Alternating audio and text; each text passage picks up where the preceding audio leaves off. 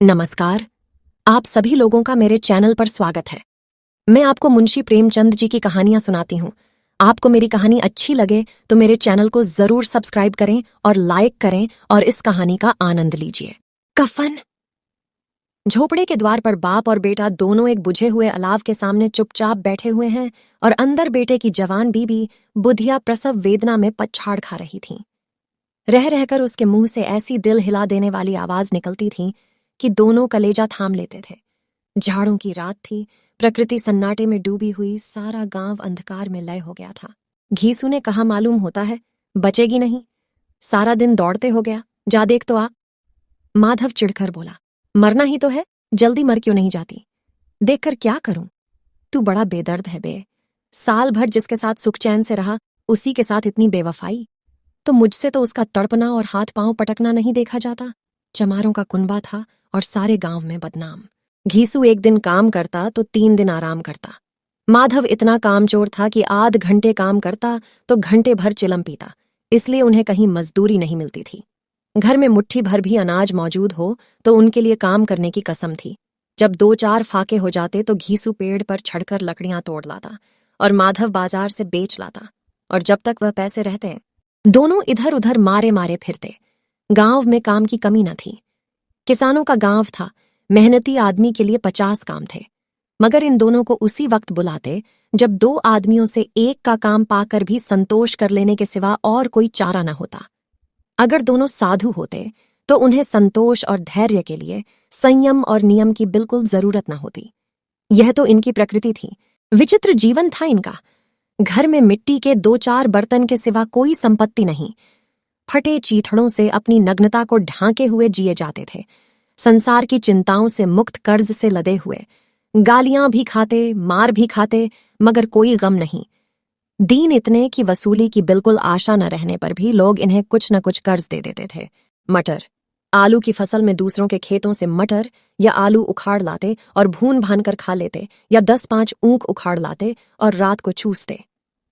घीसू ने इसी आकाश वृत्ति से 60 साल की उम्र काट दी और माधव भी सपूत बेटे की तरह बाप ही के पद चिन्हों पर चल रहा था, बल्कि उसका नाम और भी उजागर कर रहा था। इस वक्त भी दोनों अलाव के सामने बैठकर आलू भून रहे थे, जो कि किसी खेत से खोद लाए थे। घीसू की स्त्री का तो बहुत दिन हुए देहांत हो गया था।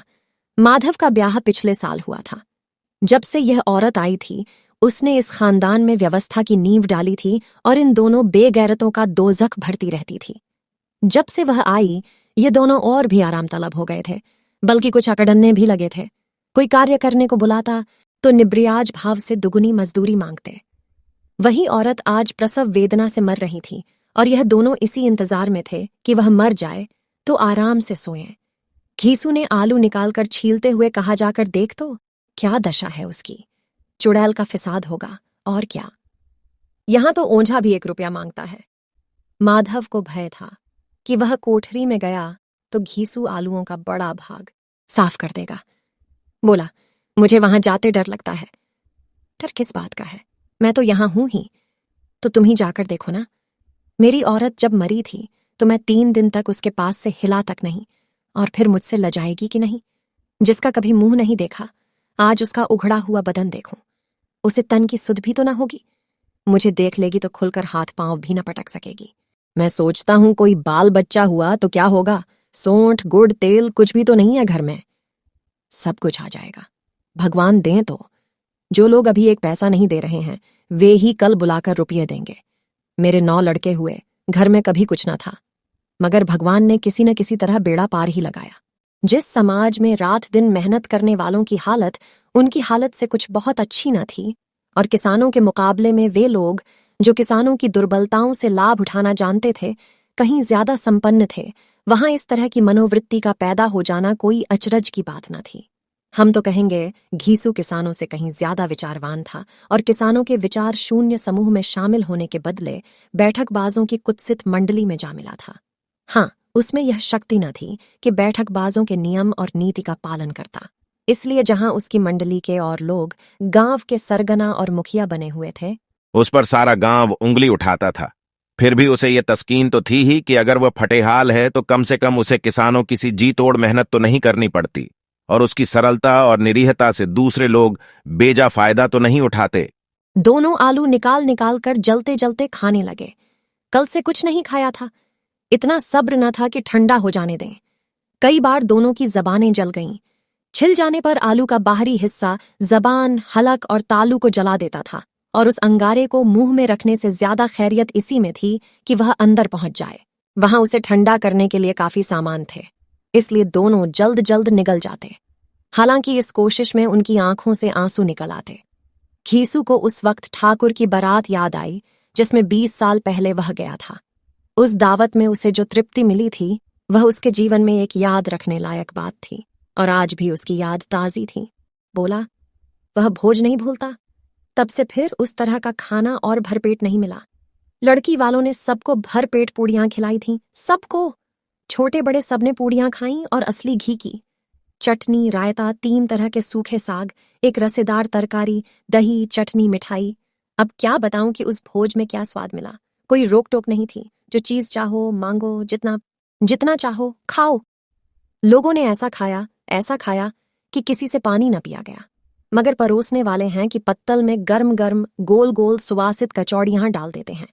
मना करते हैं कि नहीं चाहिए, पत्तल पर हाथ रोके हुए हैं, मगर वह हैं कि दिए जाते हैं। और जब सबने मुंह धो लिया तो पान इलायची भी मिली, मगर मुझे पान लेने की कहाँ सुध थी।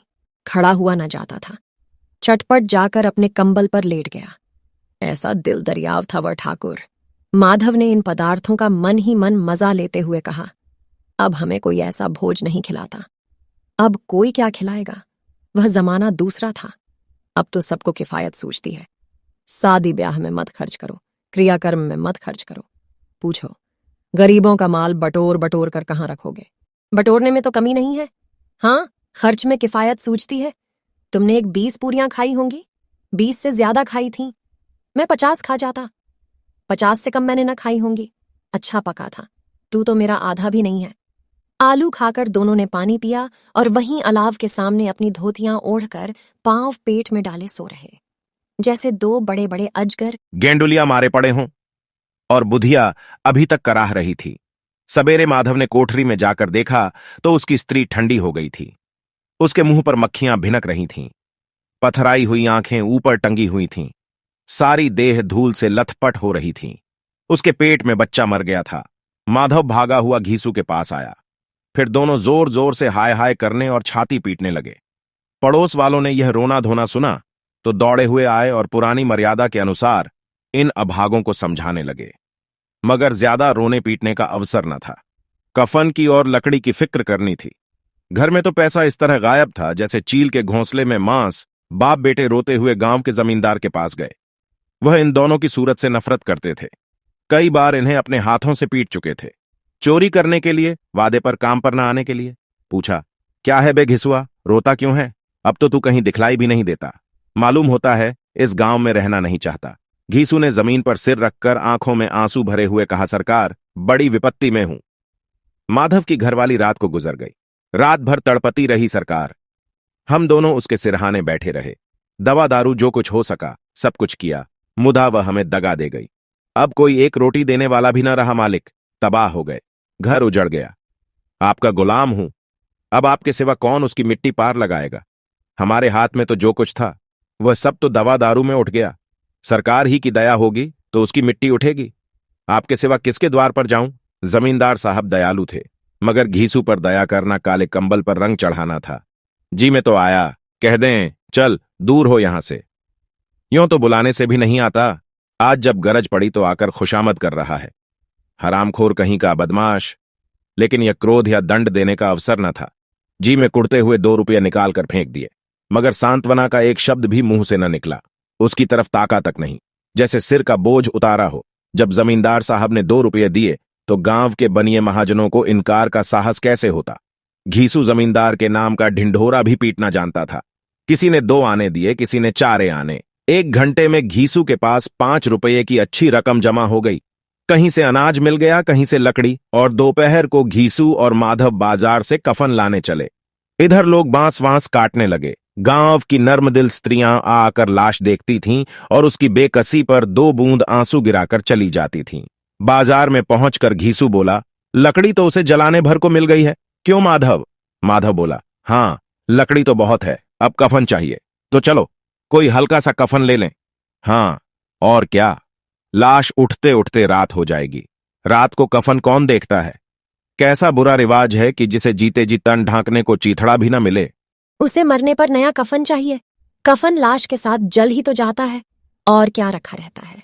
यही 5 रुपये पहले मिलते तो कुछ दवा दारू कर लेते। दोनों एक दूसरे के मन की बात ताड़ रहे थे।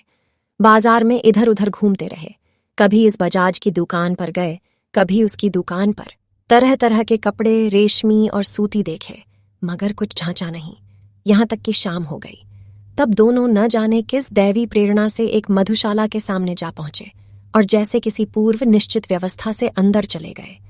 वहां जरा देर तक दोनों असमंजस में खड़े रहे। फिर घीसू ने गद्दी के सामने जाकर कहा, साहू जी, एक बोतल हमें भी देना। उसके बाद कुछ चिखौना आया, तली हुई मछली आई और दोनों बरामदे में बैठकर शांतिपूर्वक पीने लगे। कई कुज्जियां ताबड़तोड़ पीने के बाद दोनों सरूर में आ गए। घीसू बोला, कफन लगाने से क्या मिलता? आखिर जल ही तो जाता, कुछ बहू के साथ तो ना जाता। माधव आसमान की तरफ देखकर बोला, मानो देवताओं को अपनी निष्पापता का साक्षी बना रहा हो। दुनिया का दस्तूर है, नहीं लोग बांभनों को हजारों रुपये क्यों दे देते हैं? कौन देखता है परलोक में मिलता है या नहीं? बड़े आदमियों के पास धन है, फूंके। हमारे पास फूंकने को क्या है? लेकिन लोगों को जवाब क्या दोगे? लोग पूछेंगे नहीं, कफन कहाँ है? घीसू हंसा, अबे, कह देंगे कि रुपये कमर से खिसक गए, बहुत ढूंढा, मिले नहीं, लोगों को विश्वास ना आएगा, लेकिन फिर वहीं रुपये देंगे। माधव भी हंसा इस अनपेक्षित सौभाग्य पर। बोला, बड़ी अच्छी थी बेचारी, मरी तो खूब खिला पिलाकर आधी बोतल से ज्यादा उड़ गई। घीसू ने 2 सेर पूड़ियां मंगाई, चटनी, अचार, कलेजियां। शराब खाने के सामने ही दुकान थी। माधव लपक कर 2 पत्तलों में सारे सामान ले आया। पूरा 1.5 रुपया खर्च हो गया, सिर्फ थोड़े से पैसे बच रहे। दोनों इस वक्त इस शान में बैठे पूड़ियां खा रहे थे जैसे जंगल में कोई शेर अपना शिकार उड़ा रहा हो। न जवाबदेही का खौफ था, न बदनामी की फिक्र। इन सब भावनाओं को उन्होंने बहुत पहले ही जीत लिया था। घीसू दार्शनिक भाव से बोला, हमारी आत्मा प्रसन्न हो रही है तो क्या उसे पुण्य न होगा? माधव ने श्रद्धा से सिर झुकाकर तसदीक की, जरूर से जरूर होगा। भगवान, तुम अंतर्यामी हो, उसे बैकुंठ ले जाना। हम दोनों हृदय से आशीर्वाद दे रहे हैं। आज जो भोजन मिला वह कभी उम्र भर न मिला था। एक क्षण के बाद माधव के मन में एक शंका जागी। बोला, क्यों दादा, हम लोग भी एक न एक दिन वहां जाएंगे ही? घीसू ने इस भोले भाले सवाल का कुछ उत्तर न दिया। वह परलोक की बातें सोचकर इस आनंद में बाधा न डालना चाहता था। जो वहां हम लोगों से पूछे कि तुमने हमें कफन क्यों नहीं दिया तो क्या कहोगे? कहेंगे तुम्हारा सिर। पूछेगी तो जरूर, तू कैसे जानता है कि उसे कफन न मिलेगा? तू मुझे ऐसा गधा समझता है? 60 साल क्या दुनिया में घास खोदता रहा हूं, उसको कफन मिलेगा और बहुत अच्छा मिलेगा। माधव को विश्वास न आया। बोला, कौन देगा? रुपये तो तुमने छट कर दिए, वह तो मुझसे पूछेगी। उसकी मांग में तो सेंदूर मैंने डाला था। कौन देगा, बताते क्यों नहीं? वही लोग देंगे जिन्होंने अब की दिया। हाँ, अब की रुपये हमारे हाथ न आएंगे। ज्यों ज्यों अंधेरा बढ़ता था और सितारों की चमक तेज होती थी, मधुशाला की रौनक भी बढ़ती जाती थी। कोई गाता था, कोई डींग मारता था, कोई अपने संगी के गले लिपटा जाता था, कोई अपने दोस्त के मुंह में कुल्हड़ लगाए देता था। वहां के वातावरण में सरूर था, हवा में नशा। कितने तो यहां आकर एक चुल्लू में मस्त हो जाते थे। शराब से ज्यादा यहाँ की हवा उन पर नशा करती थी। जीवन की बाधाएं यहाँ खींच लाती थीं और कुछ देर के लिए यह भूल जाते थे कि वे जीते हैं या मरते हैं, या न जीते हैं न मरते हैं। और ये दोनों बाप बेटे अब भी मजे ले लेकर चुस्कियां ले रहे थे। सबकी निगाहें इनकी ओर जमी हुई थीं। दोनों कितने भाग्य के बली हैं। पूरी बोतल बीच में है। भरपेट खाकर माधव ने बची हुई पूड़ियों का पत्तल उठाकर एक भिखारी को दे दिया, जो खड़ा इनकी ओर भूखी आंखों से देख रहा था और देने के गौरव, आनंद और उल्लास का अपने जीवन में पहली बार अनुभव किया। घीसू ने कहा, ले जा, खूब खा और आशीर्वाद दे। जिसकी कमाई है वह तो मर गई, मगर तेरा आशीर्वाद उसे जरूर पहुंचेगा। रोए रोए से आशीर्वाद दो, बड़ी गाढ़ी कमाई के पैसे हैं। माधव ने फिर आसमान की तरफ देखकर कहा, वह बैकुंठ में जाएगी दादा, बैकुंठ की रानी बनेगी। घीसू खड़ा हो गया और जैसे उल्लास की लहरों में तैरता हुआ बोला, हाँ बेटा, बैकुंठ में जाएगी। किसी को सताया नहीं, किसी को दबाया नहीं। मरते मरते हमारी जिंदगी की सबसे बड़ी लालसा पूरी कर गई। वह न बैकुंठ जाएगी तो क्या ये मोटे मोटे लोग जाएंगे जो गरीबों को दोनों हाथों से लूटते हैं और अपने पाप को धोने के लिए गंगा में नहाते हैं और मंदिरों में जल चढ़ाते हैं। श्रद्धालुता का यह रंग तुरंत ही बदल गया। अस्थिरता नशे की खासियत है। दुखक और निराशा का दौरा हुआ। माधव बोला, मगर दादा, बेचारी ने जिंदगी में बड़ा दुख भोगा, कितना दुख झेलकर मरी। वह आंखों पर हाथ रखकर रोने लगा, चीखें मार मार कर। घीसू ने समझाया, क्यों रोता है बेटा, खुश हो कि वह माया जाल से मुक्त हो गई, जंजाल से छूट गई। बड़ी भाग्यवान थी जो इतनी जल्द माया मोह के बंधन तोड़ दिए। और दोनों खड़े होकर गाने लगे, ठगिनी क्यों नैना झमकावे, ठगिनी। पियक्कड़ों की आंखें इनकी ओर लगी हुई थीं और ये दोनों अपने दिल में मस्त गाए जाते थे। फिर दोनों नाचने लगे, उछले भी, कूदे भी, गिरे भी, मटके भी, भाव भी बताए, अभिनय भी किए और आखिर नशे में मदमस्त होकर वहीं गिर पड़े।